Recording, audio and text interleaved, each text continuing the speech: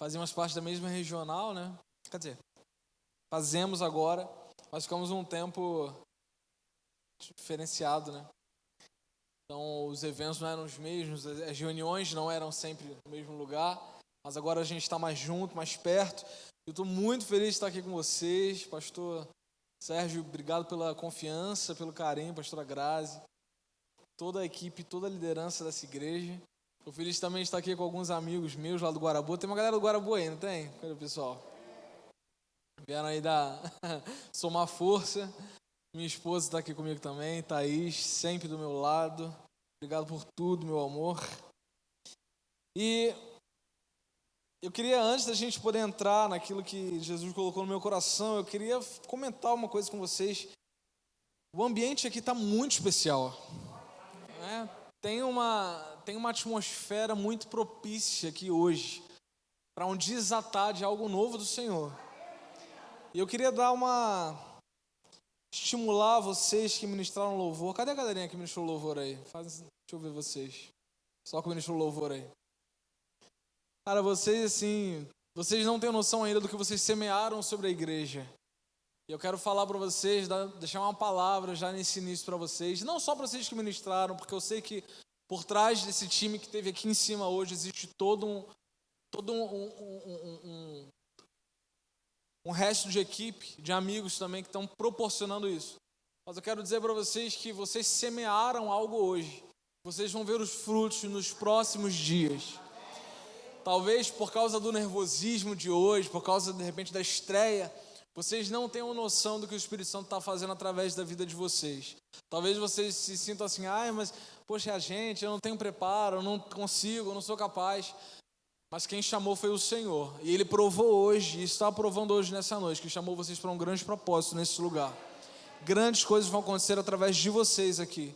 Então se preparem para o que Deus vai fazer, porque foi só o início, esse start de hoje. Amém? Eu queria que você abrisse a Bíblia lá no livro do profeta Daniel.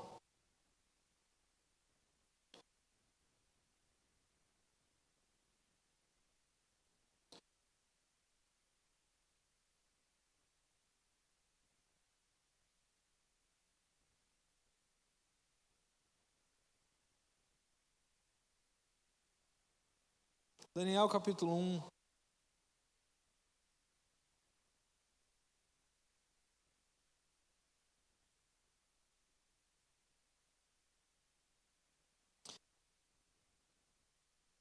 Nós vamos ler a partir do versículo 5.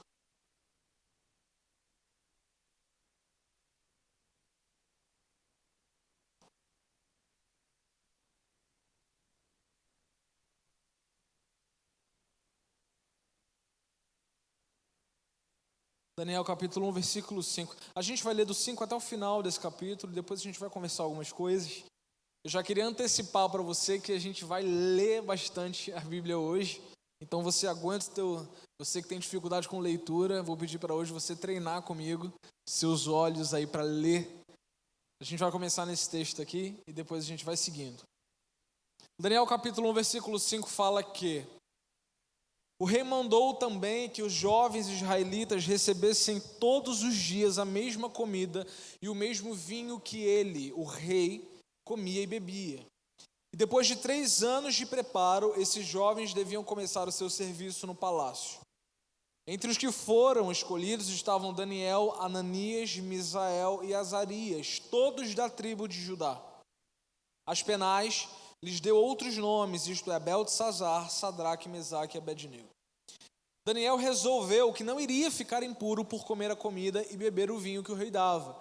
E por isso foi pedir a Aspenaz que o ajudasse a cumprir o que havia resolvido. E Deus fez com que Aspenaz fosse bondoso com Daniel e tivesse boa vontade para com ele. Mas Aspenaz tinha medo do rei, e por isso disse a Daniel: foi o rei, o meu senhor, quem resolveu o que vocês devem comer e beber. Se ele notar que vocês estão menos fortes e sadios do que os outros jovens, ele será capaz de me matar e vocês serão os culpados.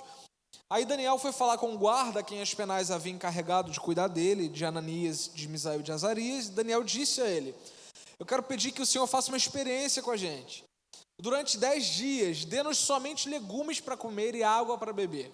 E no fim dos 10 dias, faça uma comparação entre nós e os jovens que comem a comida do rei. Então, dependendo de como estivermos, o Senhor fará com a gente o que quiser. Versículo 14. O guarda concordou e durante 10 dias fez experiência com eles. Passados os 10 dias, os 4 jovens israelitas estavam mais sadios e mais fortes do que os jovens que comiam a comida do rei. Aí o guarda tirou a comida e o vinho que deviam ser servidos aos 4 jovens e só lhes dava legumes para comer. Deus deu aos 4 jovens um conhecimento profundo dos escritos e das ciências dos babilônios, mas a Daniel deu também o dom de explicar visões e sonhos. E no fim dos 3 anos de preparo que o rei Nabucodonosor tinha marcado, Aspenaz levou todos os jovens até a presença do rei. Este falou com eles e entre todos não havia quem se comparasse com Daniel, Ananias, Misael e Azarias. E por isso ficaram trabalhando no palácio.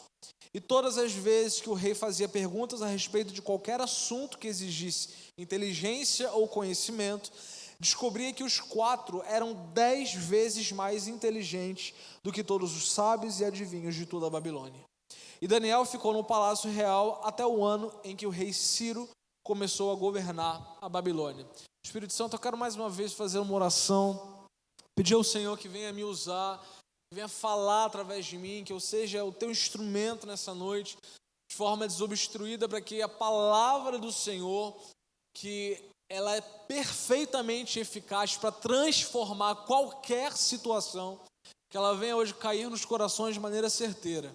Senhor, desde o mais novo que está aqui, até o mais velho que está aqui, que a tua palavra alcance de forma objetiva, Senhor, como uma flecha que atinge o meio do alvo, Pai, e que cause em nós transformação e nos leve a um novo nível de entendimento, de intimidade com o Senhor nessa noite. Em nome de Jesus, todo mundo diga amém. Beleza. Pessoal, deixa eu voltar um pouquinho no tempo para poder deixar você bem por dentro do contexto que está acontecendo aqui nessa parte que a gente leu. Quem gosta de história aí? Pessoal que gosta de história aí, na época da escola que era bom. Eu não era muito bom em história. O professor de história vinha falar comigo, falava. Eu vi o pessoal anotando tudo no caderno. Eu começava a anotar, não passava de 2 parágrafos. Aí quando chegava na prova, o professor de história dizia que a gente tinha que ter uma análise crítica dos fatos, dos acontecimentos, da história e tal. E eu não entendia bolhufas do que ele estava falando para mim, eu não conseguia ser crítico de nada. Então, resumo da história nunca foi muito o meu forte. Depois de velho já que eu comecei a gostar mais de entender os pormenores históricos atrás de um relato, de um episódio. Enfim,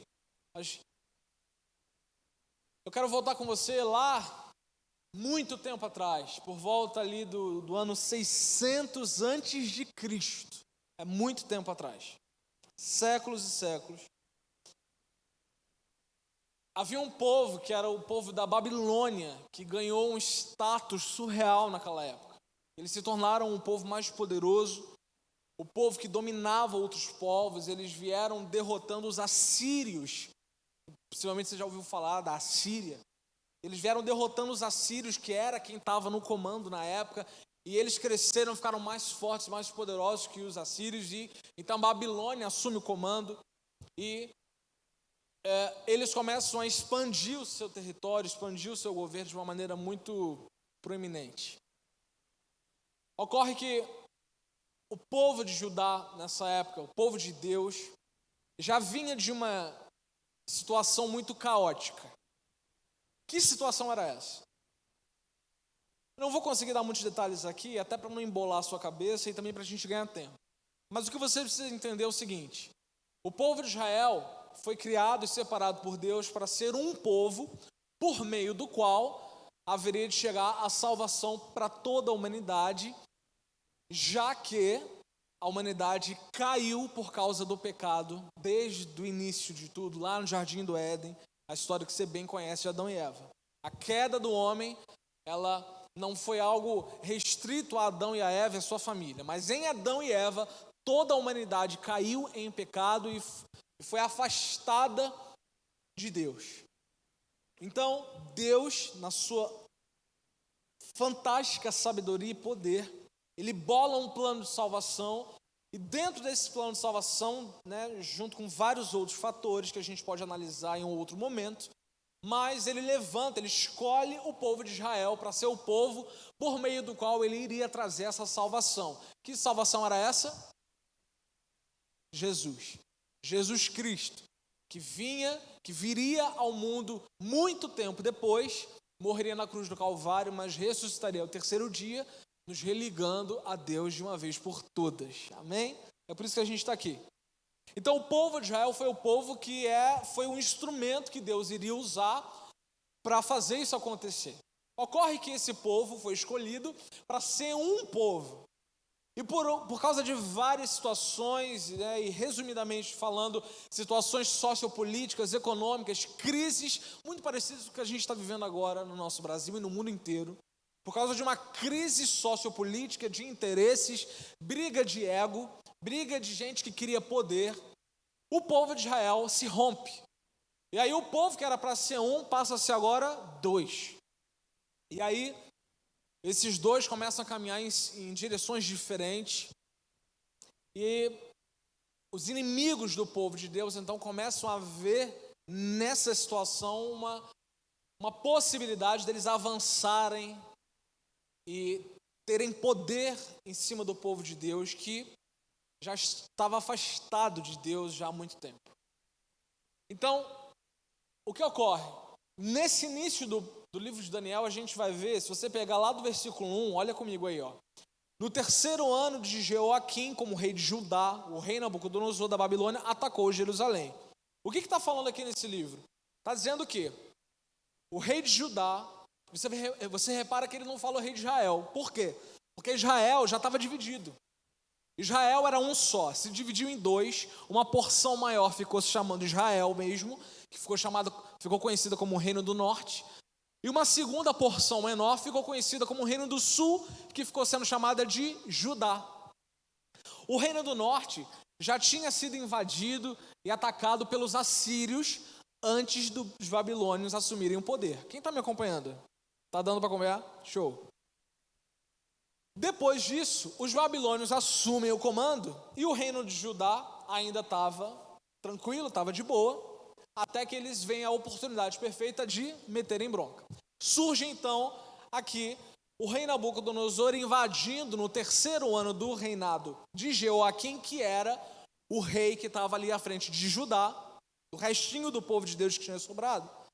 Jeoaquim estava governando, mas Nabucodonosor, você certamente já ouviu falar nesse nome bem esquisito, ele então vem com tudo e começa a desgraçar o povo de Deus. E durante 3 eventos isso aconteceu. Houve então a primeira invasão dos babilônios até o povo de Judá, depois uma segunda e depois uma terceira. Na terceira invasão, o povo de Judá é dizimado e destruído. E o templo de Jerusalém, que você também já ouviu falar nisso, o grande templo de Jerusalém, ele é destruído. Ele já havia sido saqueado, roubado antes, mas nessa terceira invasão, então, ele é destruído e é posto em ruína. E o povo, então, completamente dizimado, as mulheres atacadas, estupradas, os filhos levados para o cativeiro. Uma coisa horrorosa aconteceu. Mas na primeira invasão, que foi lá por volta do ano 598 a.C., já vai uma leva com os babilônios para a Babilônia. Ou seja, o povo de Deus que havia sido chamado e escolhido para ser o povo por meio do qual Deus iria revelar a salvação para toda a humanidade, agora se tornou o povo que havia sido invadido pelos inimigos, e essa invasão resultou em um sequestro da população judaica. Então esses judeus foram raptados, sequestrados e levados para a Babilônia. E começa então um evento que é muito conhecido para quem gosta de teologia. Se esse relato aqui todo que eu estou contando te interessa muito, eu tenho certeza que o pastor de vocês, se já não falou, se já não ensinou, vai ter muita coisa para ensinar. Mas esse relato, esse evento é muito conhecido na teologia, que é o cativeiro babilônico. O povo de Deus agora era escravo da Babilônia. E é nesse contexto que Daniel chega até a Babilônia. O livro do profeta Daniel, ele se desenvolve num contexto de sequestro. O povo estava sequestrado, o povo estava exilado na terra da Babilônia. Eles não estavam na terra deles, eles não estavam em casa, eles não estavam no ambiente deles, eles não estavam vivendo o propósito para o qual Deus havia chamado eles para viver. Eles estavam vivendo sob o domínio dos inimigos, os babilônicos. Agora, é importante você pensar no seguinte: quando a Babilônia pega Judá e leva a galera para lá, eles não levam eles para serem escravos, mas aqueles escravos tradicionais que a gente vê nos filmes, não. Eles pegam os judeus, eles levam, e os judeus eles começam a viver, de fato, numa comunidade no meio da Babilônia. Eles fazem suas casas, eles criam uma rotina, uma vida dentro da Babilônia. E aqui no capítulo 1 a gente vê que o rei Nabucodonosor, que era o rei da Babilônia, ele fala assim, quando eles invadem Judá, ele fala assim, quero que você pegue os jovens de Judá que vieram, que vocês tragam para mim, porque eu quero que esses jovens eles sejam treinados com a nossa cultura. O que o rei Nabucodonosor estava fazendo? Ele estava vendo um potencial nos jovens judeus, e vendo esse potencial ele disse, bom, já que eles manjam o negócio, eu vou trazer eles e vou ensinar eles debaixo da minha cultura, do meu poder, dos meus princípios, para que eles então sejam para mim o que eu quero que eles sejam. E aí, esses jovens são trazidos. E aí começa o capítulo 5, que foi onde a gente começou a ler. O rei mandou também que os jovens israelitas recebessem todos os dias a mesma comida e o mesmo vinho que ele comia e bebia. Nabucodonosor, que era o rei da Babilônia, fala assim, traz essa galera, monta uma equipe e a gente vai treinar essa galera. A gente vai dar estudo, vai dar conhecimento, a gente vai, enfim, cuidar desse povo e eles vão eram judeus, mas agora eles vão ser as nossas crias babilônicas. E aí o rei fala assim, e aí vocês vão dar para eles a mesma comida que eu como. Vocês vão dar a comida que eu como para eles comerem. A Bíblia vai dizer que Daniel e 3 amigos estavam dentro desse grupo. E aí Daniel, mais ou menos nessa época, tinha por volta dos seus 17 anos. Quem tem aí 17 anos? Alguém tem 17 aí? 16? 15? 18? Gente, não é possível. Tem gente aqui da cidade. Vocês estão com vergonha de levantar a mão. Quem tem entre 10 e 20 anos aqui? Ficou mais fácil. Daniel era um jovem, tipo alguns que tem aqui.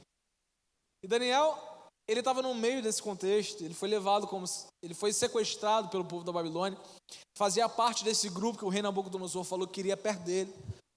E Daniel era um dos que queria receber a comida do rei da Babilônia.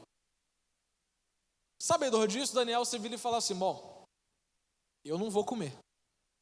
Eu não vou comer a mesma comida do rei. E ele, junto com seus 3 parceiros, eles resolvem que eles não vão fazer parte daquilo. Só que quem é que ia chegar para o rei e falar assim, tu tá mandando, mas a gente não vai fazer. Lembrando que os caras acabaram de ser sequestrados. Eles tinham sido roubados da sua casa, arrancados das suas famílias, arrancados da sua terra, estavam numa terra estranha, esquisita. E o sequestrador dele está dizendo para ele que ele vai comer aquilo ali. Quem é que ia chegar para o cara e falar assim, não vou comer? Quem é que ia ter coragem de fazer isso? Pois Daniel e seus amigos resolveram que eles não iriam comer a comida do rei. Não iriam comer. Versículo 8, só para explicar um pouquinho melhor essa decisão de Daniel, diz que Daniel resolveu que não iria ficar impuro por comer a comida e beber o vinho que o rei dava. Então, qual era a motivação de Daniel? Não era simplesmente não comer a comida do rei, porque ele não gostava da comida do rei. Como, por exemplo, eu não gosto de língua de boi. Quem gosta de língua de boi aí? Pouca gente, porque língua de boi não é uma coisa para se comer. Né? Língua de boi não é para se comer. Língua de boi é estranho, é esquisito. Você vê a língua de boi crua, né? Se você já viu alguém cozinhar a língua de boi, quando tira da bandeja, né, é bem esquisito você ver realmente a língua do boi para fora. Você imagina várias coisas. Então, eu não gosto de língua de boi, mas a motivação de Daniel não era não comer a comida do rei, porque ele não gostava, assim como eu não gosto da comida da língua do boi. A motivação de Daniel, diz a Bíblia no versículo 8, que Daniel resolveu que não iria ficar impuro. Ou seja, a comida do rei, ela poderia ser maravilhosa, ela poderia ser a melhor de todas, ela poderia ser a comida real, ela poderia ser o melhor banquete, o melhor cardápio que era oferecido na Babilônia. Mas mesmo sendo esse tipo, esse naipe de comida, ela seria o suficiente para contaminar Daniel. Mas Daniel, ele tinha um entendimento que muitas vezes nos falta. Ele tinha um entendimento além do que os olhos podem ver. Por isso que ele falou, não vou me contaminar com os manjares do rei. Porque Daniel, ele tinha ciência de que estava em jogo algo muito mais profundo do que simplesmente comida, banquete, queria comer e beber para o seu corpo físico. Daniel sabia que estava em jogo ali uma dogmatização do pensamento. Ele sabia que estava em jogo ali uma educação sobre quem ele viria a ser, ele, os seus amigos, seus companheiros. Ele sabia que estava em jogo ali algo muito mais do que simplesmente um cardápio. E é por isso que ele fala, eu não vou me contaminar com essa comida. E muitas vezes isso falta a gente. E assim, apesar da gente estar num culto de jovens, adolescentes, mas isso serve para todo mundo que está me ouvindo.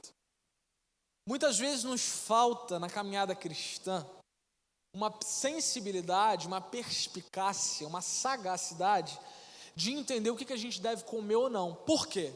Porque a nossa visão muitas vezes está limitada àquilo que a gente consegue ver, observar e tatear com os nossos dedos. Mas nos falta um entendimento das coisas espirituais. Então muitas vezes o mundo vem apresentar e sugestionar coisas para nós e a gente absorve aquilo como se não tivesse o menor problema. Quando na verdade, grandes homens e mulheres de Deus que têm entendimento e conexão direta com o céu, eles percebem coisas que a maioria não percebe. Então quando chega uma coisa que caramba é fantástica, porque os caras podiam estar pensando, caramba, ele sequestrou a gente, podia estar dando comida de porco pra gente, né? Igual o filho pródigo comeu quando saiu da casa do pai. Eles podiam estar pensando, pô, que bom que o rei pelo menos vai dar pra gente comida boa, vai dar comida que ele mesmo come. Então alguns deles deviam estar o quê? Aliviados. Pô, depois de tudo que a gente passou, fomos sequestrados, arrancados de casa, né? Fomos roubados, destruídos, nosso povo está do jeito que está, pelo menos vamos comer bem. Até porque, gente, quem não gosta de comer uma comida boa, né? Como é bom comer, né? Então os caras deviam estar aliviados, mas Daniel e seus 3 amigos, eles eram diferentes do resto. E quando eles olharam aquela oportunidade, eles falaram assim, é uma boa oportunidade, mas tem algo aí. E por causa desse tem algo aí, eu não vou me contaminar. Agora, quem que falou que tinha algo esquisito naquela proposta? Quem foi que... Por que Daniel imaginou que ele não deveria comer aquela comida? Vou te falar por quê. Porque Daniel já tinha uma história com Deus pregressa, até aquele momento em que ele surge aqui nesse contexto. Antes de Daniel chegar nesse momento em que ele teve que fazer uma decisão, come ou não come, ele já tinha uma história construída com Deus e era isso que estava dando para ele sensibilidade e entendimento de todo mundo está comendo, mas não é para eu comer. O que acontece com a gente hoje, como igreja de Cristo, século 21, anos 2021, o que acontece com a gente? A gente está vivendo um contexto onde tudo pode. A gente está vivendo uma era onde o que importa é você ser feliz. A gente está vivendo um contexto onde jovens e adolescentes eles estão sendo massacrados por todos os lados. Quem é o líder de jovens aqui, pastor? Carlos, é tu, Carlos? Tá. Sim. Então, vocês que estão na liderança dos jovens e adolescentes aqui, vocês vão concordar comigo que é de tudo que é lado que vem investida do inferno para desestruturar a fé do jovem e do adolescente, que a gente tanto trabalha aqui na igreja para poder trazer para perto de Jesus. Quando eles saem daqui, eles recebem um bombardeio. Sim ou não? E não só os jovens e adolescentes, você também que já não é tão jovem, tão adolescente, você também vai concordar comigo que você vem para a igreja, você vem domingo, você ouve a palavra, você ouve o louvor, você participa, você vem para o apelo, você chora, você ajoelha, você está com os irmãos, você cresce, você amadurece na fé cristã, mas quando você bota o pé do outro lado da rua, começa a vir um monte de coisa para o quê? Para desestabilizar a fé que você construiu e edificou dentro da igreja, sim ou não? Todo dia. É por isso que o apóstolo Paulo vai dizer, é como se todo dia eu fosse jogado para o matadouro. É como se todo dia eu fosse jogado para os leões para ser morto. É como se todo dia eu fosse oferecido para a morte. Porque assim é a vida do crente. É a peleja mesmo do crente, é um negócio sério. A gente está na igreja, a gente gosta disso aqui. Isso aqui é um ambiente que nós temos carinho. Vocês não estariam aqui 8h20 da noite de sábado se vocês não tivessem amor por isso aqui. Eu vejo gente aqui que está sentada que ama isso aqui, que ama essa casa, que ama esse trabalho, que ama esse projeto. Não é gente que está aqui por causa de nada.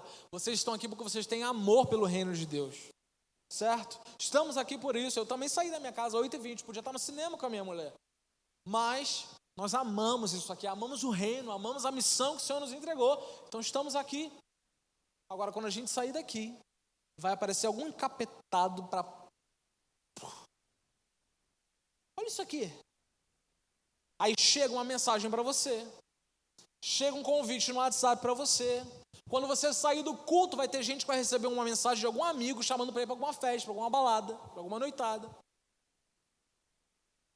Quando você sai daqui, aparece uma notificação no teu Instagram, no teu Facebook, um vídeo no canal no YouTube que você é inscrito, um vídeo que você vai olhar, aí quando você vai ver o vídeo, aquilo começa a colocar um monte de minhoca na tua cabeça, porque o que mais tem por aí agora é gente que fala o que quer. Todo mundo agora pode dar opinião sobre tudo, porque a internet e as mídias sociais, nessa era contemporânea que a gente vive, elas democratizaram a opinião. Então qualquer um pode dar opinião.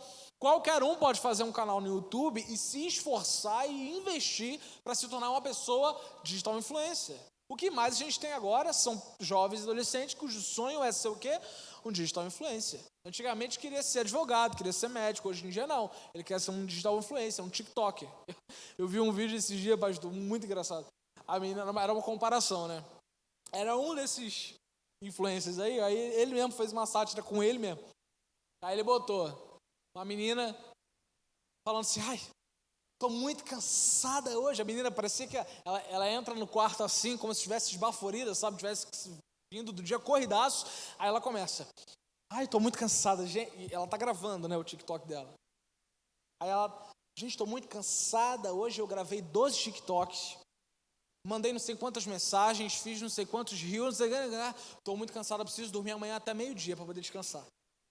Aí logo depois vem um vídeo do cara, da avó, falando assim, eu estou muito cansado, que hoje já acordei, já fiz comida, lavei o quintal, podei as plantas, dei água pro cachorro, fiz a obra tal, e não estou cansada.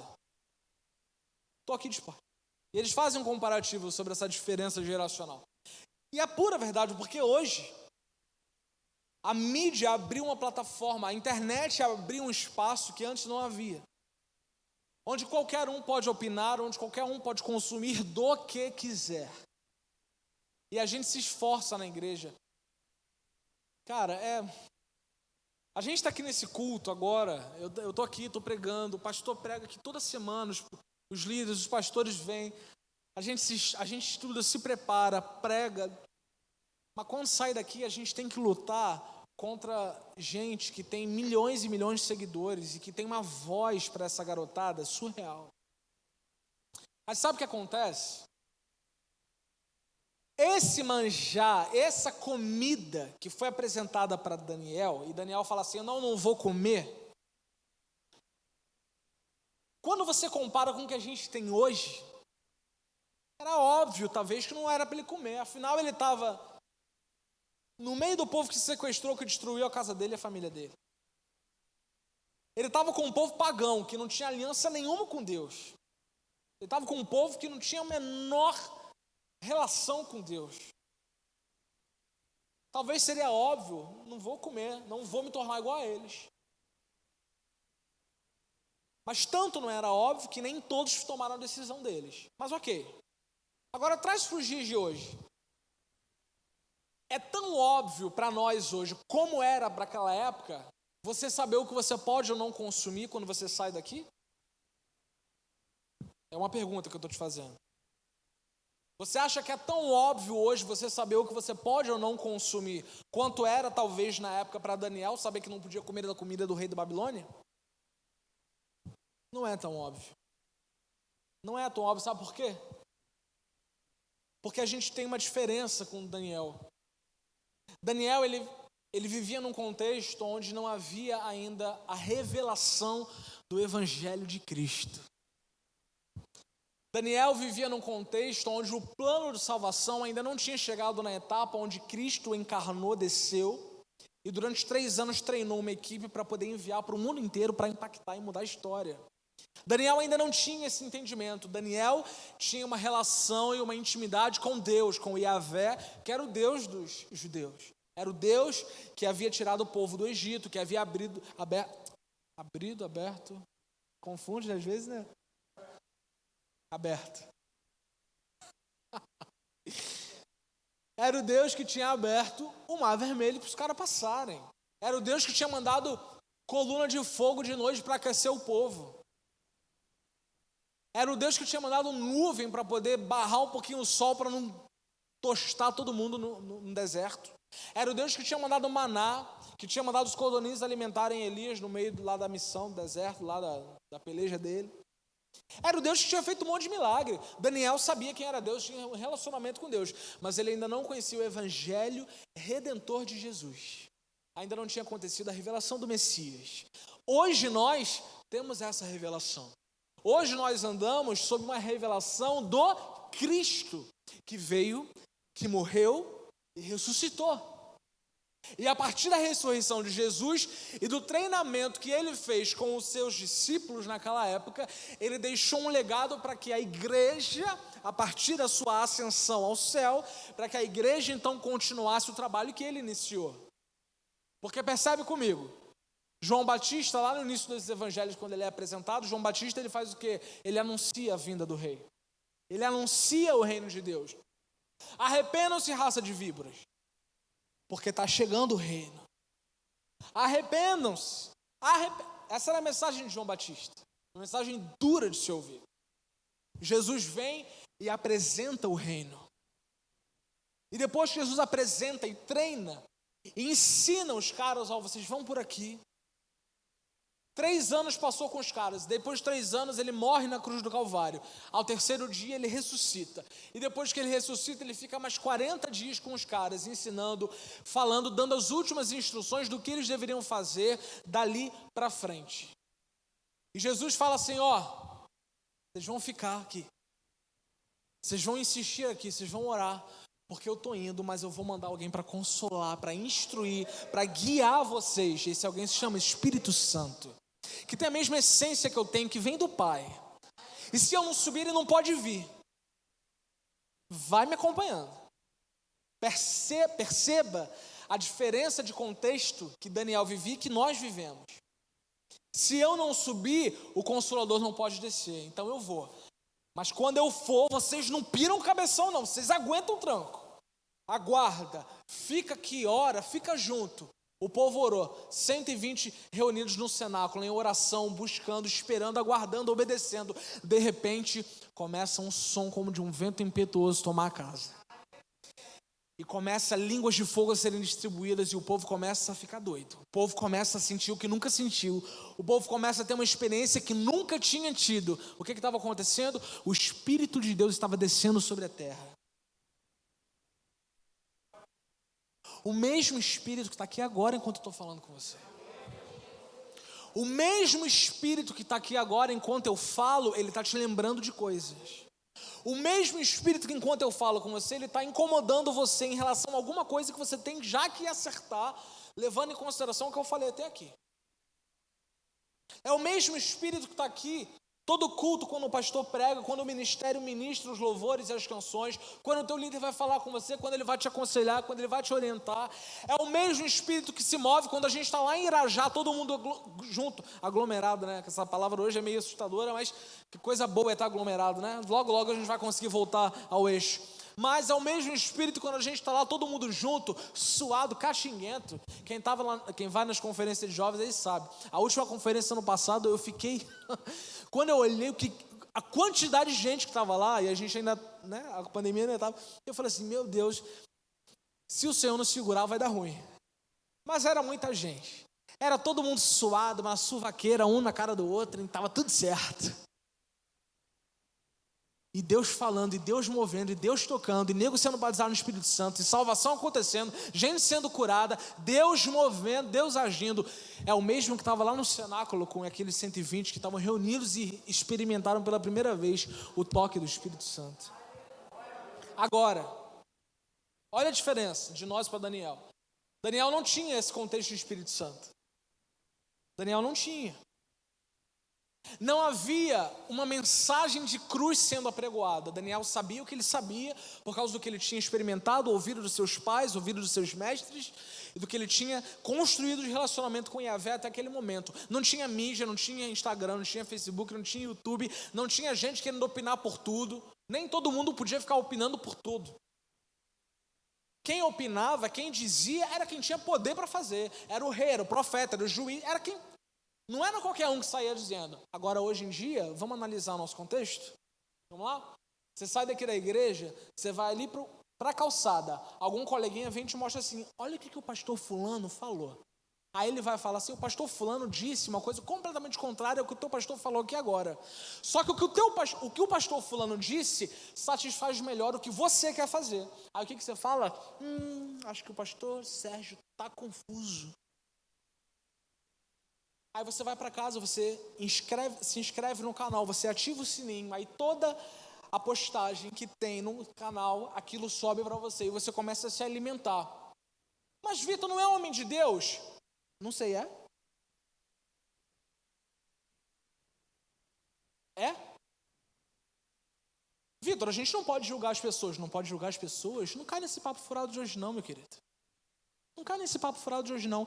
Pastor Sérgio, Vitor está falando que agora a gente tem que julgar. Não. Quando a Bíblia fala para que nós não julguemos as pessoas, a Bíblia está falando diretamente sobre julgar salvação. Quem vai para o céu, quem vai para o inferno. Mas a mesma Bíblia que fala que não é para julgar dessa forma, é a mesma Bíblia que fala que nós temos que analisar os frutos. Mas sabe o que acontece? A nossa geração, ela não está tendo maturidade e sensibilidade no Espírito Santo para discernir qual é o fruto bom, qual é o fruto podre. Aí o que acontece? Qualquer fruto que satisfaz o que eu quero fazer.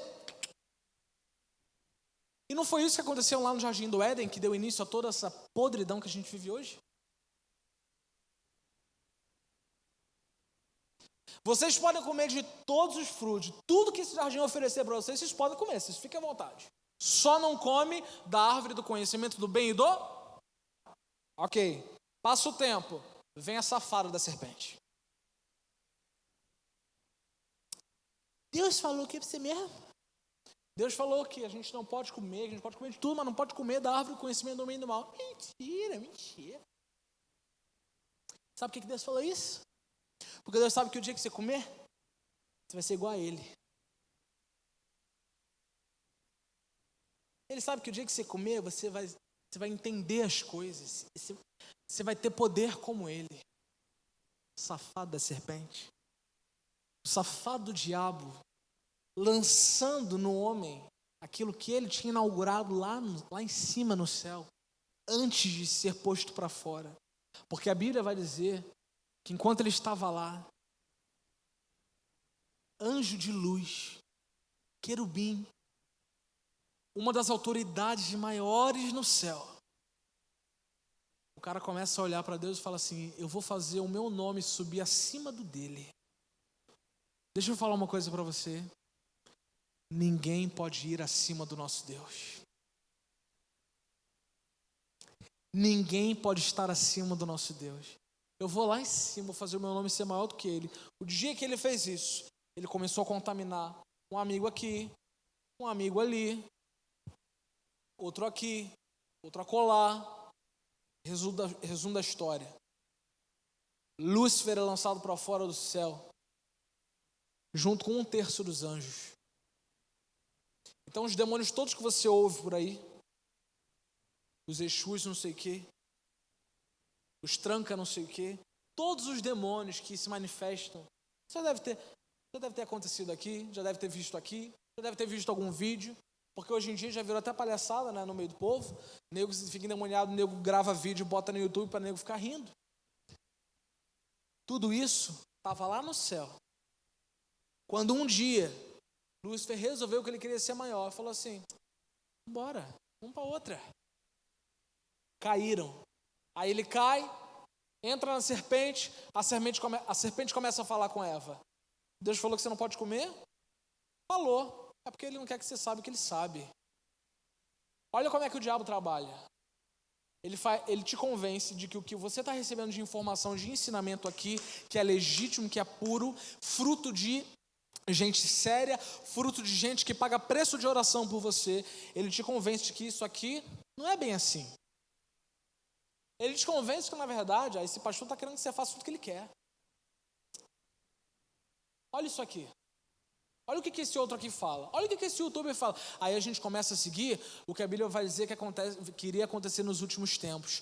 Falsos mestres se levantando, falando o que querem, ensinando para os outros o que querem. Por quê? Por causa do seu bel prazer. Ou seja, eu ensino, eu crio uma ideologia em cima do quê? Do que eu quero para mim, em cima do meu prazer, e ensino para os outros. Como os outros também querem ir atrás dos seus prazeres, todo mundo começa a se juntar e começa então uma igreja que não tem nada a ver com Jesus. Só que essa igreja hoje em dia, ela não se chama Babilônia, ela não adora a imagem, não está tão na cara. Por quê? Porque eles usam um discurso bonito, eles usam um discurso de Deus, eles falam em nome de Deus, eles fazem o que fazem em nome de Deus, eles ensinam o que ensinam em nome de Deus.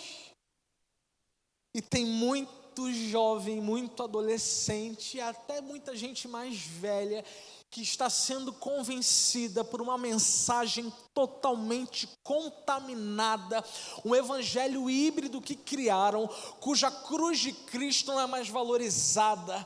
Esqueceu-se de Mateus capítulo 16, versículo 24, se alguém quiser vir após mim, negue-se a si mesmo, tome a sua cruz e siga-me. Ninguém quer tomar a cruz hoje em dia, ninguém quer carregar o fardo, que é o quê?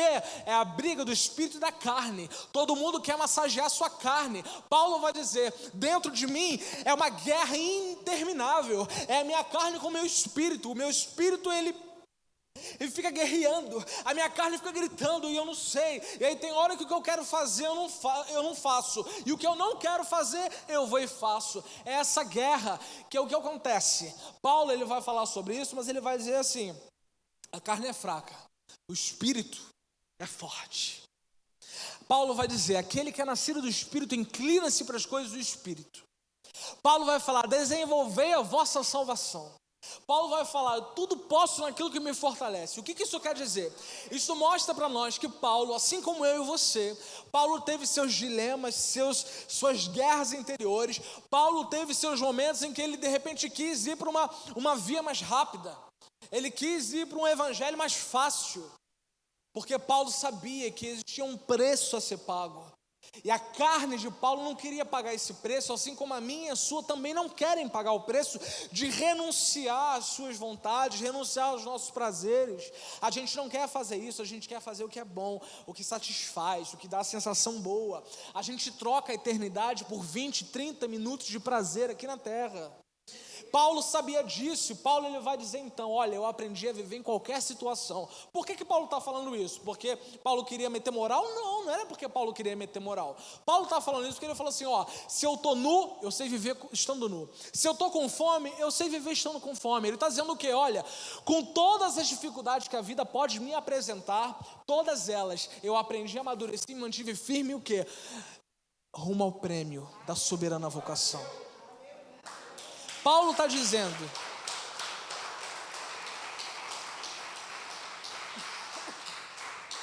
Paulo está dizendo o seguinte: na vida vai ter perrengue. Na vida vai ter coisa que vai surgir no meio do caminho, que a gente não vai querer encarar.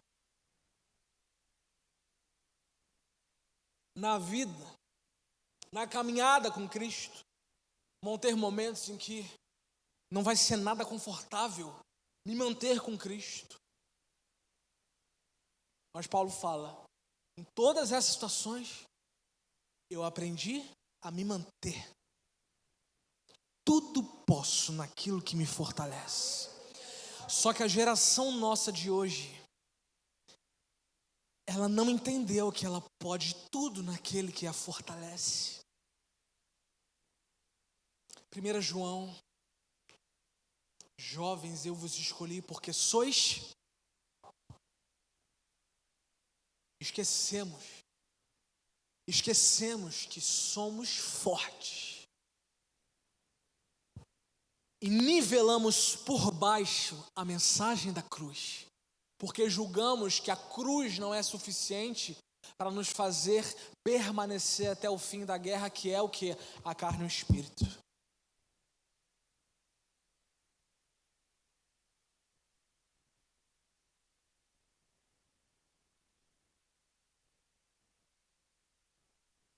Tem gente que está me ouvindo hoje aqui, que nessa noite vai precisar tomar uma decisão. A quem você serve? Que Jesus vai dizer, é impossível servir a dois senhores. É impossível servir a Deus e ao mundo. É impossível seguir Jesus e seguir o mundo. É impossível seguir a Cristo e seguir as tendências dessa vida.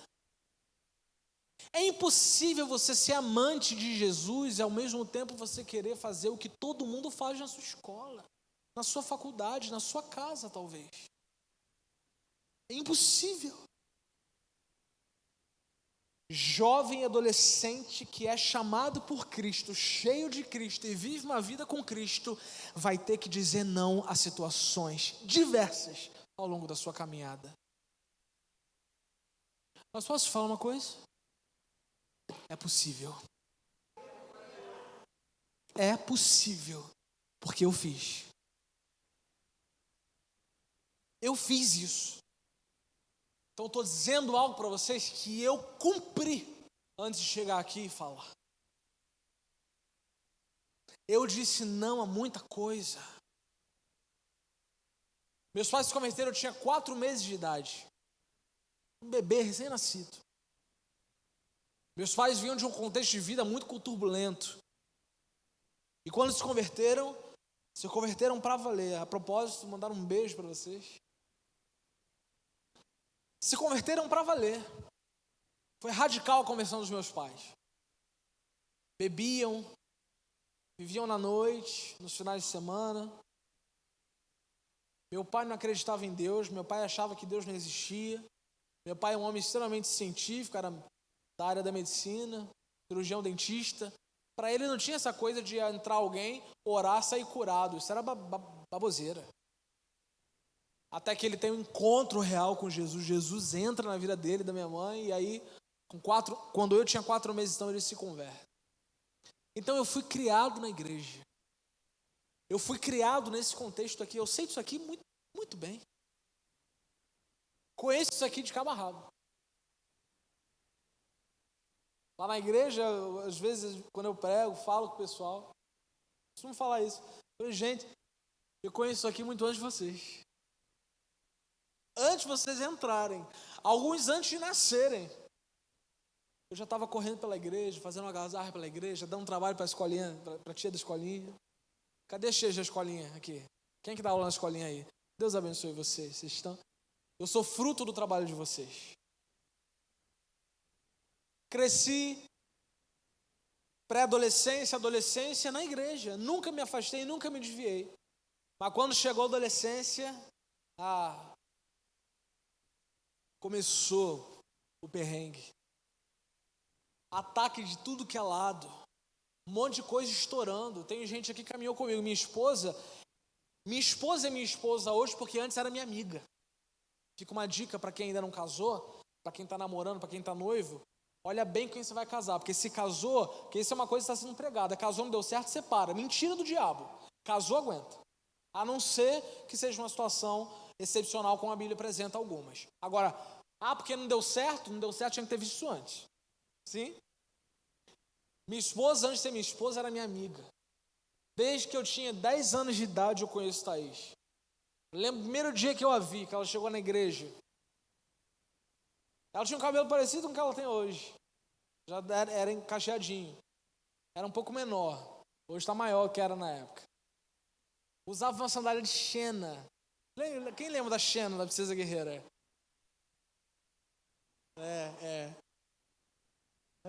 Eu falo para mexer com ela, porque é só para dar uma exagerada. Eu falei Xena aqui, teve uns que quem? Né? Desculpa, gente, eu sou millennial mesmo. Eu sou millennial. Sorry.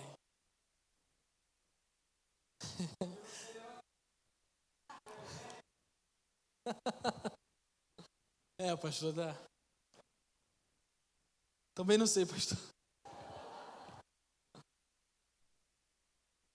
A gente se conheceu e a princípio ela não ia muito com a minha cara. Ela entrou na igreja meio desconfiada, não queria falar com ninguém, não queria... Chata, enjoada.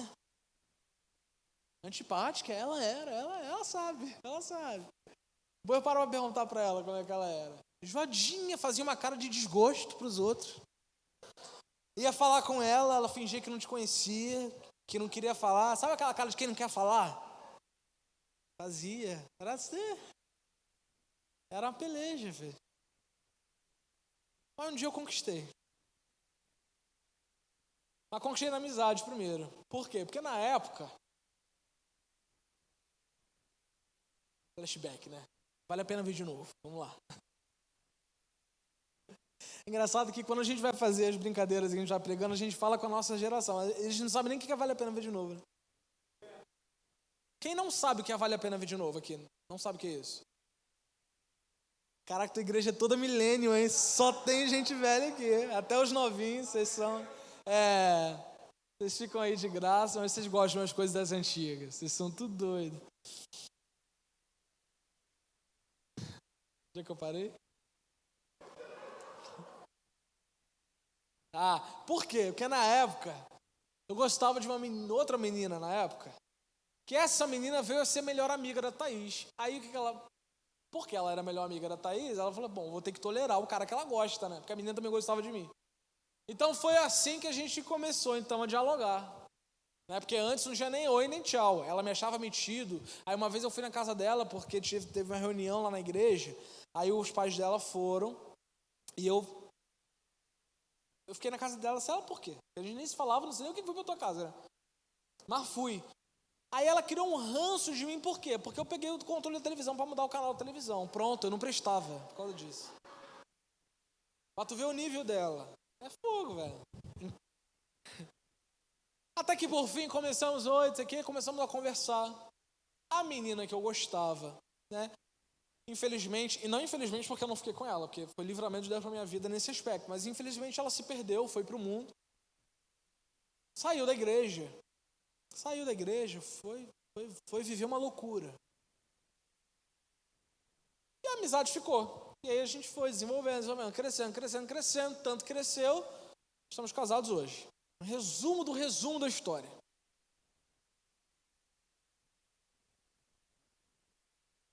Mas eu vou te confessar que eu não sei nem porque eu estava contando isso.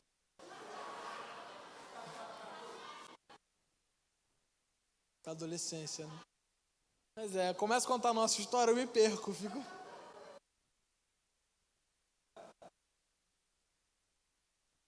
Não. Boa! É por isso que eu te trouxe. Eu cresci nesse contexto. Então, Thaís, ela me conheceu, ela viu as minhas lutas. A Thaís viu as minhas tentações, ela acompanhou as minhas tentações. As minhas confissões eu fazia para ela, para outros. para líderes também na época, amigos do peito, fiz também. Mas por ter crescido na igreja, isso não me isentou de ter que passar pelo perrengue de escolher o mundo ou Jesus. Porque, gente, estar na igreja não significa que você está com Cristo. Você pode estar dentro da igreja, você pode estar aqui em cima do altar, e o teu coração está longe. Você tem que pagar um preço para seguir Jesus. Ontem eu fiz uma publicação no meu Instagram em que eu falei sobre isso. A gente está vivendo uma geração hoje, um evangelho que está sendo pregado, que está tirando o peso de responsabilidade daqueles que o professam. É uma geração que acha que a graça é suficiente para você poder fazer o que você quer. Porque afinal, se você pecar, ou se você cair, se você errar, está tudo bem, Deus é amor e vai te perdoar. E no final das contas vai dar tudo certo. Eu quero dizer para você que existe uma mentira do diabo nisso. Meu amigo, você tem que pagar um preço de abrir mão dos pecados que te cercam para seguir Jesus. Você não pode ficar dentro da igreja, servindo na igreja, se dizendo crente, usando o nome de Jesus, mas vivendo uma vida de pecado escondido dos outros. Você não pode viver uma vida do jeito que você acha que você pode viver, porque fulano disse que você pode. Eu quero saber o que a Bíblia diz que você pode. É com ela que eu fico. E infelizmente hoje, existe muita gente top, gente que está na mídia, gente que hoje você deu like no post que ele fez, que está pregando coisa que no final vai levar muita gente para o inferno. E eu vim aqui hoje para ser o chato que vai dizer para você que você precisa se arrepender. Eu vim aqui hoje ser o profeta chato e resmungão, dizer para você que você precisa abrir mão do que disseram e convenceram você que você não precisa mais, porque Deus é amor. Deus é amor, mas Deus é santo. Deus é amor, mas Deus é justo. Deus é amor, mas Deus requer coisas de nós. Tem que pegar a cruz para seguir Jesus. Seguir Jesus implica em renunciar aquilo que eu tanto quero fazer. Meus amigos, se fosse pelo que eu quero, eu não estava aqui hoje. Eu sou filho de pastor, criado na igreja. Mas só eu e essa que senta aqui nessa ponta sabe o que eu passei para hoje poder chegar e pegar esse microfone tendo o respaldo do céu diante de mim. Porque já houve vezes em que não era assim.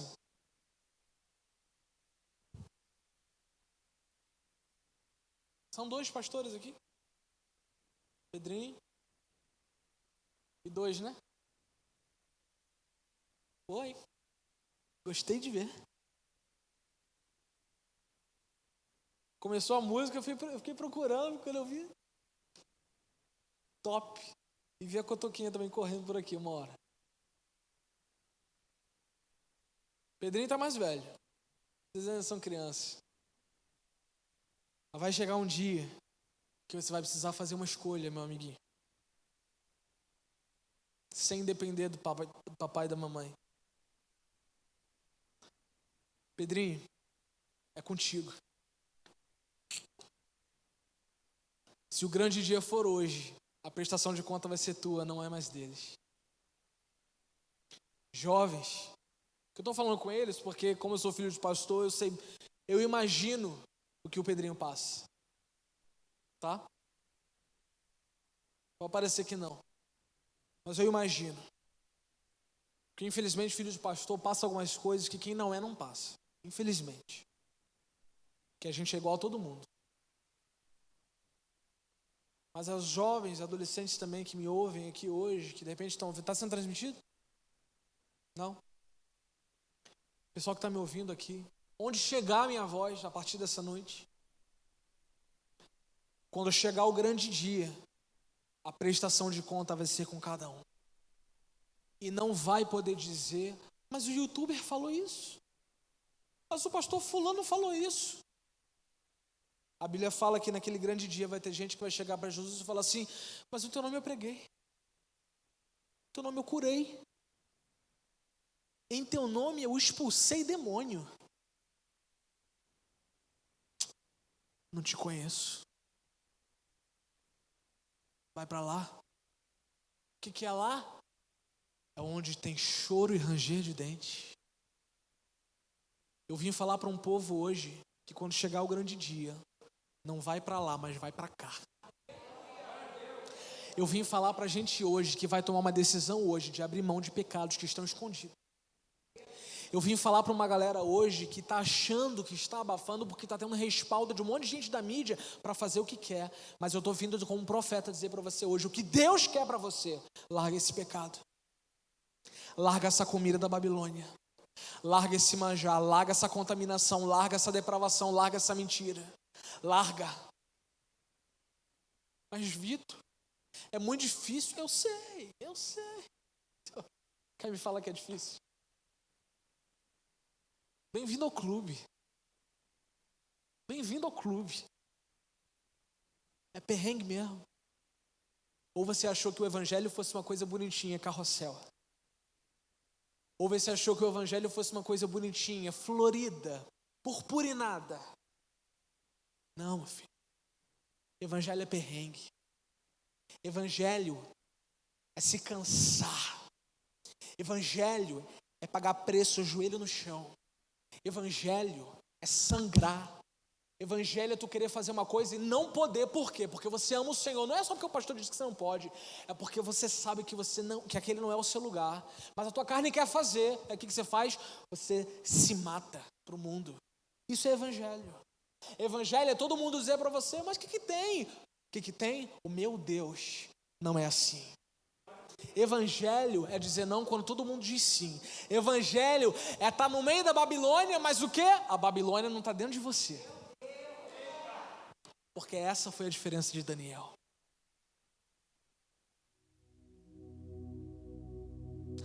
Traz os jovens. Traz os jovens.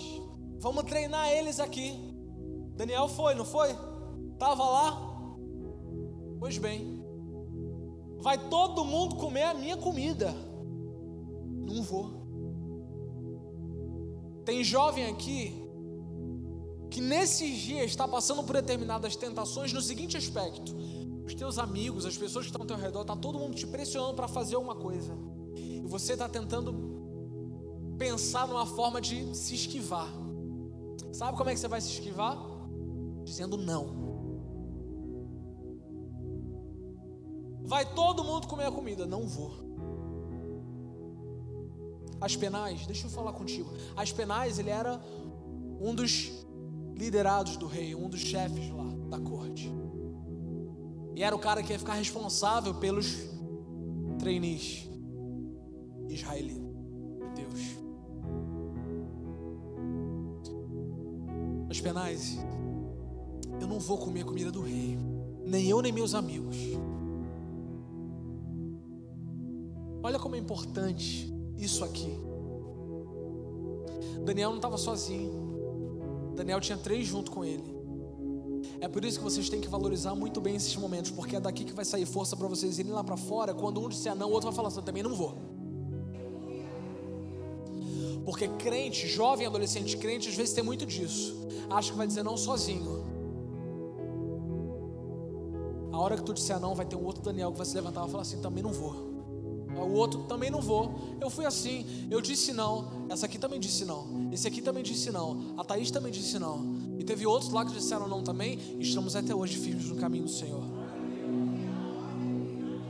Não fica achando que você está dizendo não sozinho, não. Porque a Bíblia vai dizer que ao redor do globo terrestre, toda a irmandade, ou seja, toda a família de Deus, todos os crentes do mundo inteiro passam pelas mesmas coisas.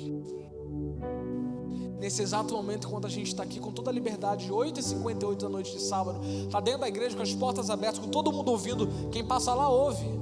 Pode entrar, pode sair, você pode fazer o que você quiser.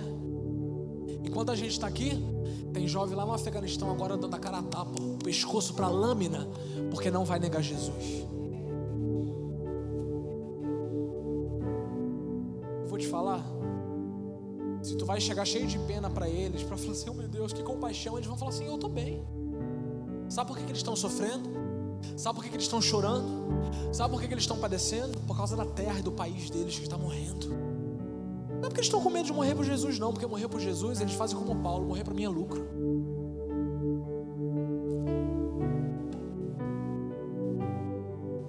Agora, a geração que a gente tem hoje, infelizmente, a geração de hoje, aqui nesse Brasil, se vier uma lâmina no teu pescoço, mandar você negar Jesus,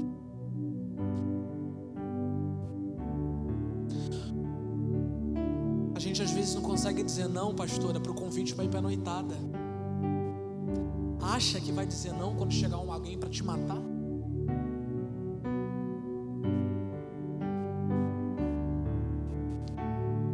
É muito sério isso aqui.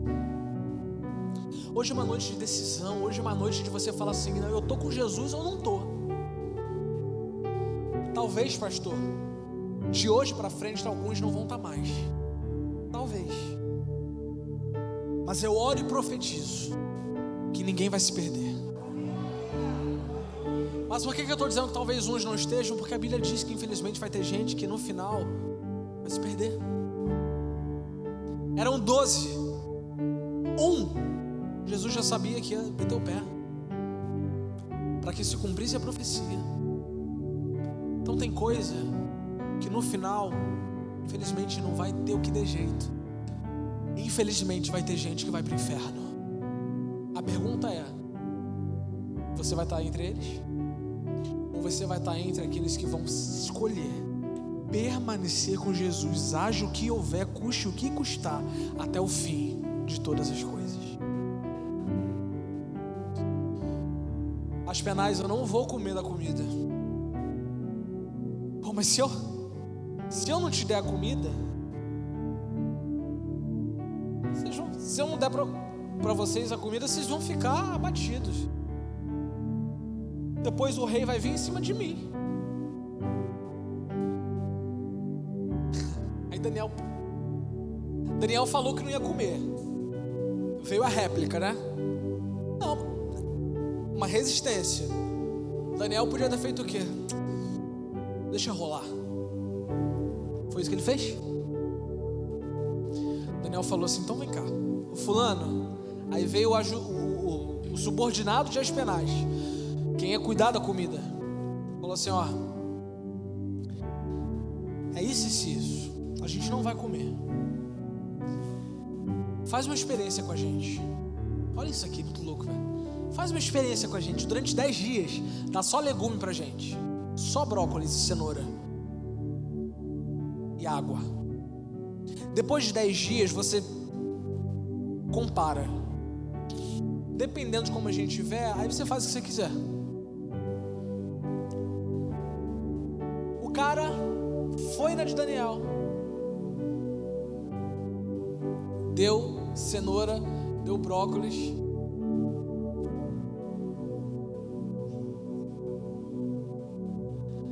Deu brócolis, deu a cenoura, deu a água. Brócolis e cenoura sou eu que estou falando, deu os legumes.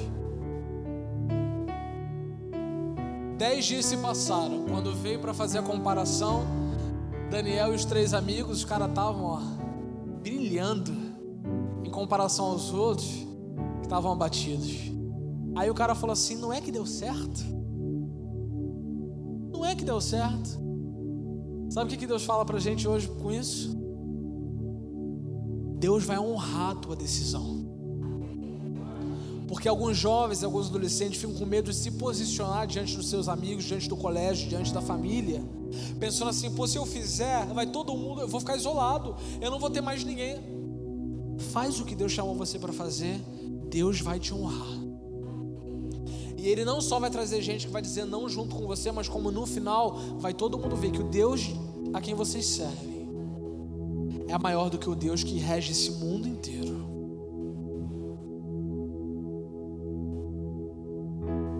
Estou acabando. O pessoal do louvor pode subir. A galerinha aí.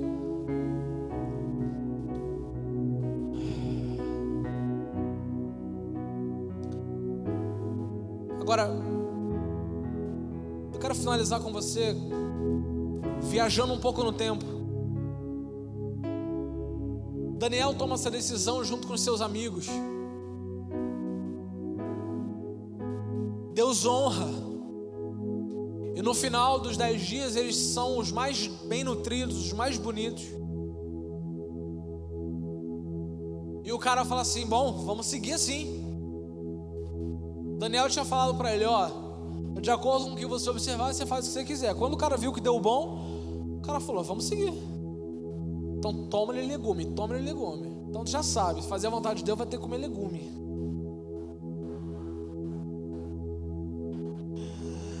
Ô glória. Nada de picanha.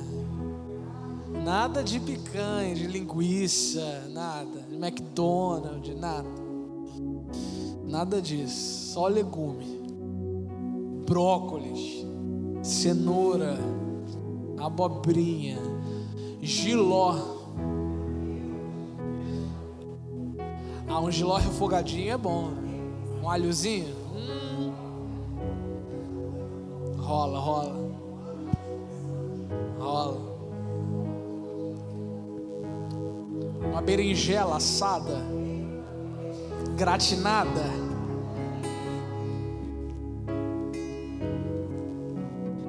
Depois que eles fizeram isso, a Bíblia diz que, presta atenção aqui para a gente poder encerrar com chave de ouro. Depois que eles tomaram essa iniciativa e se posicionaram, Deus honrou, e os caras eram os mais bonitos. E no final da leitura que a gente fez, diz que o rei chamou eles então para ficarem no palácio. E tudo que o rei levava para eles, tudo que o rei trazia de questionamento sobre qualquer assunto, a resposta dos 4 eram as melhores respostas, que não dava nem para comparar com os outros, que eram os adivinhos do reino. Deus honrou. Aí você salta daqui para muito tempo depois. Muito tempo depois. Morre Nabucodonosor, que era o rei da Babilônia. O rei que tinha levado eles sequestrados, o rei morreu. Fica seu filho. E aí no capítulo 5, eu falei que a gente ia ler, mas pra gente ganhar o tempo, você não precisa ler não, me acompanha aqui no relato que vai dar bom. No capítulo 5, depois você lê em casa, surge o rei Belsazar. O rei Belsazar era filho de Nabucodonosor. E vai contar no capítulo 5 que esse rei Belsazar resolveu fazer um happy hour. Aí ele falou assim: traz todo mundo para cá, as autoridades do reino, traz todo mundo para cá, que a gente vai dar uma festa. Vamos comer, vamos beber, vamos dançar, vamos curtir a noite. Os caras vão para a festa. Cerca de 1.200 líderes foram para a festa. Era uma baita festa. Imagina 1.200 pessoas só no goró. No meio da festa, vocês imaginam aqui comigo, tá rolando, de repente, o rei tá lá, aí tem um candelabro ali, né, porque não tinha rede elétrica, era tudo vela, tocha. Perto do candelabro ali, na parte da parede que estava iluminada, no meio da festa, surge uma mão. Uma mão, ninguém subiu na parede, apareceu uma mão na parede e começa a escrever. Pá! Sabe quando você vê um fantasma? Não? Vocês nunca viram um fantasma? Gasparzinho. O povo não sabe o que é Gasparzinho não, hoje todo. Quem nunca viu um fantasma aí? Uns ou outros já viram os fantasmas que eu sei. Já vi uma mão que levantou ali assim, ó. Então, sabe quando tu vê um fantasma? Apareceu um fantasma na festa. Todo mundo lá, pá! De repente, começa a mão a escrever na parede. O que tu fazia, ó? O rei olha para aquilo, Belsazar, filho de Nabucodonosor, olha para aquilo e fica estatelado. Porque eu não sei você, mas tem gente que é assim, né? Quando aparece uma parada que assusta, ao invés de correr, fica ali. O rei ficou, e a galera ficou olhando, tentando entender, e aí pronto. A Bíblia diz que batia as pernas, de pavor. Tu tá em casa vendo um filme de madrugada sozinho, tá todo mundo dormindo. Tu ouve um estalo na geladeira, você já quer correr pro quarto?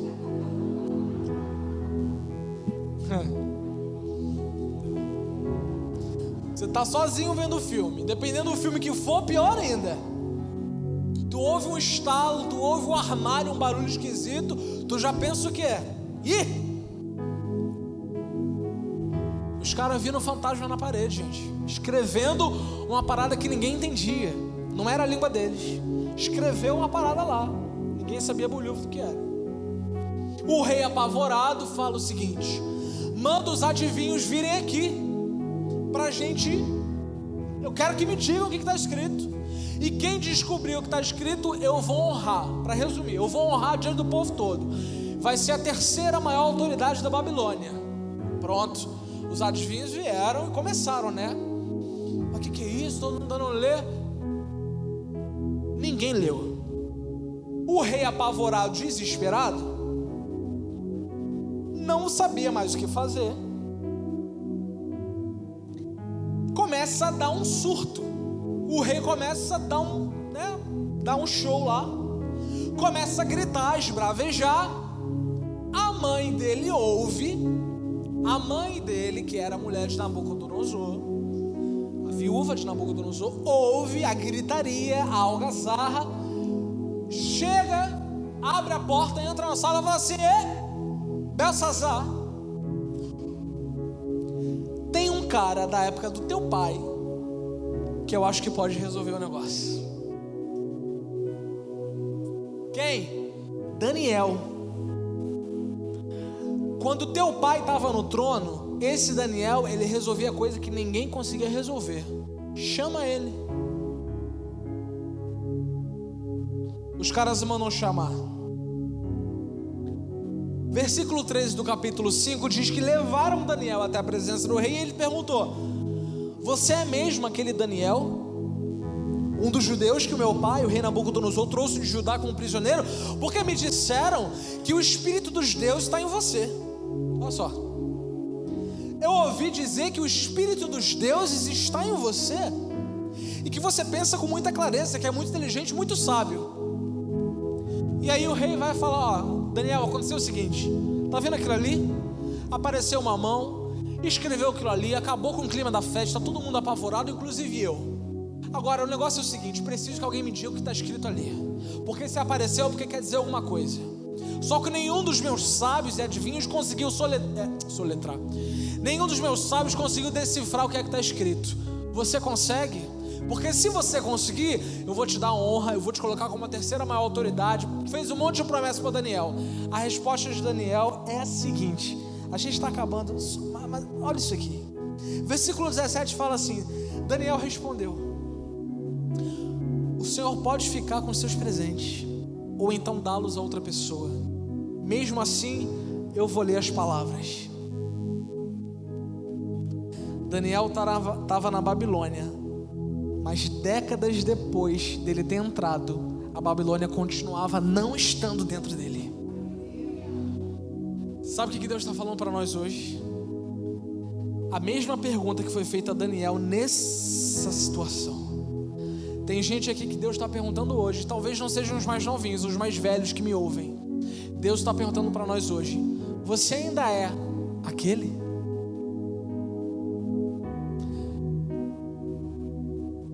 Vocês cresceram na igreja, todo mundo aqui? Eu tenho certeza que um dia vocês receberam uma palavra sobre isso aqui. Ou um dia alguém sinalizou, vocês imaginaram que vocês estariam fazendo o que vocês estão fazendo hoje. A pergunta que Deus faz a vocês hoje é a seguinte: Vocês ainda são aqueles de quando eu falei que ia fazer? Carlinhos, tu ainda é aquele menino com quem eu falava? Você ainda é aquele menino a quem eu dava visões, a quem eu moía? Você ainda é aquele menino que tinha sensibilidade à minha voz? Você ainda é aquela pessoa que chorava comigo no secreto sem perder, sem se preocupar com a hora? Você ainda é aquele que eu podia chamar de meu amigo? Você ainda é aquele? Daniel, ouvi dizer que você fez isso, isso e isso. Tu ainda é aquele? Todo mundo aqui tem uma história com Deus. Todo mundo aqui tem um passado com Deus. Quem está aqui, acredito que a maioria aqui sirva ao Senhor. Deus está perguntando hoje: você ainda é aquele do início? Apocalipse vai dizer, uma das cartas que Deus entrega à igreja: eu tenho contra você que você abandonou o teu primeiro amor. Você faz isso certo, você faz isso bem, eu reconheço o teu talento, eu reconheço a tua aptidão, eu reconheço o teu trabalho, mas eu tenho uma coisa contra você: você não é o mesmo do início.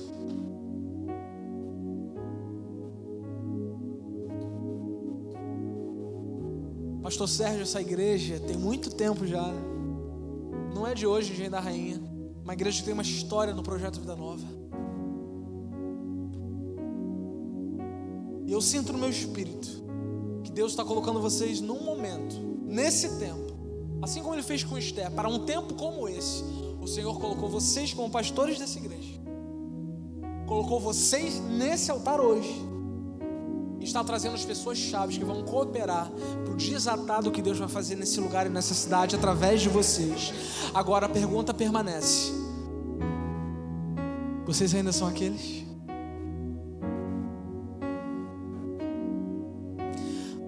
Vocês ainda são aqueles, amaram? Tu ainda é aquele que quando tocava o demônio fugia? Pri, minha filha, tu é aquela cuja doçura da voz faz o inferno tremer? Noesi, tu é aquela? Tu é aquela lá de trás que servia, que se doava? Bota teu nome. Deus está falando com você hoje. Vitor, tu ainda é aquele com 10 anos de idade que escolheu a mim? Hoje com 30, a escolha é a mesma? E Daniel fala: Rei, você pode ficar com a roupa, com a honra. Eu vou te mostrar que o mesmo que serviu ao teu pai é o mesmo que está aqui diante de você. Aquilo ali quer dizer o seguinte: teu pai conheceu o poder de Deus, mas teu pai, sabendo que Deus era o Deus Todo-Poderoso, teu pai não foi temente a Deus e achou que ele tinha todo o poder. E por conta disso, teu pai virou bicho no pasto, igual boi e vaca comendo grama. Depois você lê capítulo 4 de Daniel, que relata como Nabucodonosor ficou quando ficou louco. Por quê? Porque achou que era quem Deus não tinha determinado que ele fosse.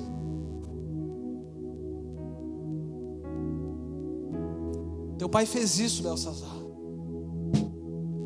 E o que Deus escreveu nessa parede para você é que você, sabendo do que o seu pai fez, você foi pelo mesmo caminho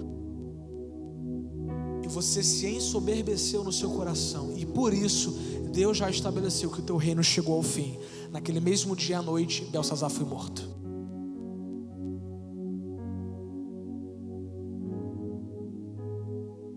Meu amigo, não brinque quando Deus fala. Deus está falando com alguns profundamente hoje. Deus está tocando corações aqui de forma profunda, jovens e adolescentes que estão precisando tomar uma decisão e uma postura séria hoje. Não brinquem com a voz de Deus. Quando Deus fala, ouça.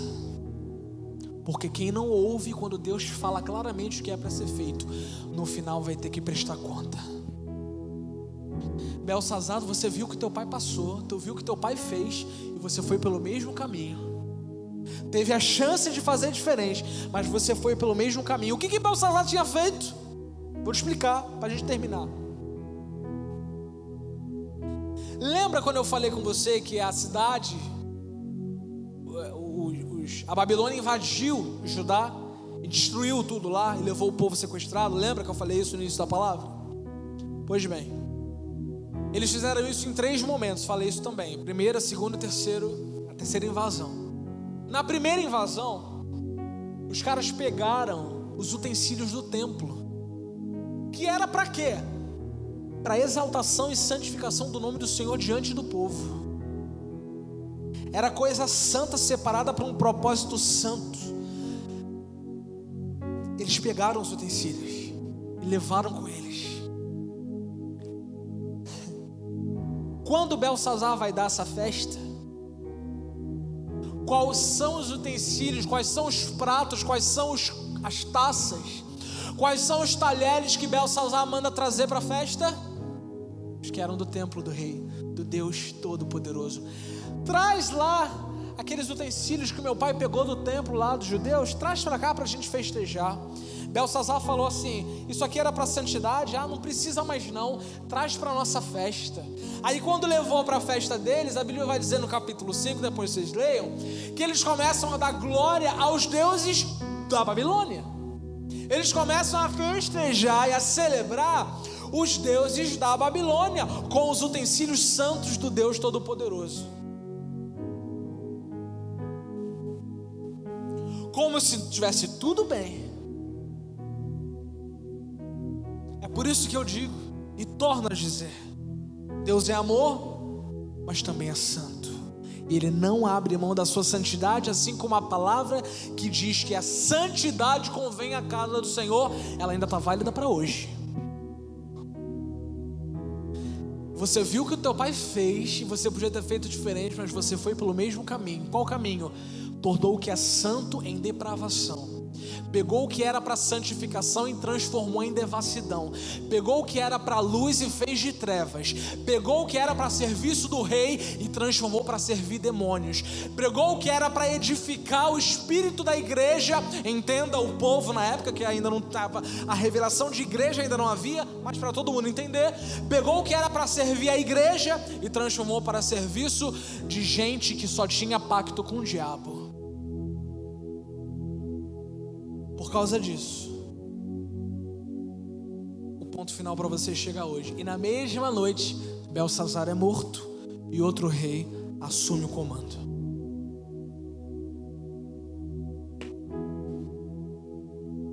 Deus nessa noite nos trouxe aqui nesse lugar para uma noite de decisão. Deus nos trouxe nesse lugar, nos congregou aqui nessa noite, porque Ele está falando com alguns de nós. Você ainda é aquele...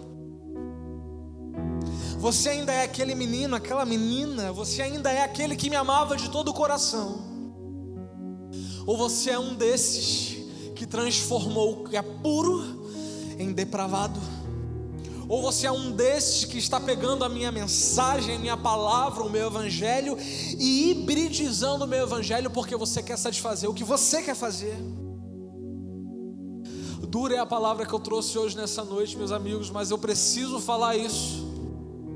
Eu preciso falar isso. Eu poderia pregar 1001 coisas, mas o Espírito Santo me impeliu a falar isso aqui com vocês, porque esse é o tempo da salvação. 2 Coríntios capítulo 6, versículo 10. O tempo da salvação é hoje. É hoje que você tem que se decidir. É hoje que você tem que se posicionar. É hoje que você tem que se purificar. É hoje que você tem que abrir mão do que te afasta do Senhor. É hoje. É hoje, meu amiguinho. É hoje. Dele é o reino do céu, mas vocês já estão grandes.